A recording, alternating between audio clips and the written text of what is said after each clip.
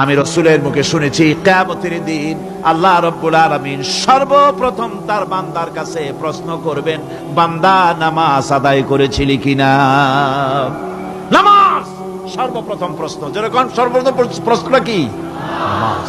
এই নামাজ আপনার বাচ্চাদেরকে যখন 7 বছর বয়স হবে নামাজের হুকুম করবেন। 10 বছরে নামাজ না পড়লে প্রহার করতে বলা হয়েছে। নামাজের জন্য কড়াকড়ি করতে হবে। পুরুষ নারী মেয়েদের মাসের ভিতরে কখনো কখনো তাদের যে সমস্ত মাসলা মাসাইল আছে সেই অনুযায়ী কখনো তাদের ক্ষমা আছে, বাকি তাদের নামাজ পড়তে হবে। আর পুরুষের জন্য পাগল হয়ে যাওয়া, বেহুশ হয়ে যাওয়া ছাড়া নামাজ মাপ নাই, নামাজ পড়তেই হবে।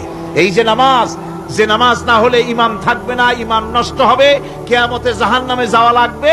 এসব কথা শোনার পর আজকের তাফসীরুল কোরআন মাহফিলে আমরা কি ওয়াদা করতে পারি যে আমরা মালাকুল মউত যতক্ষণ পর্যন্ত আমাদের মাথার কাছে না আসবে নামাজ ছেড়ে দেব না? এই ওয়াদা কি করতে পারি? 2 হাত উঁচু করুন, বলেন ইয়া আল্লাহ, আমি তোমার নামে শপথ করছি, যতদিন মালাকুল মউত আমার মাথার কাছে না আসতেছে ততদিন পর্যন্ত ফরজ নামাজ, ফরজ রোজা ছেড়ে দেব না।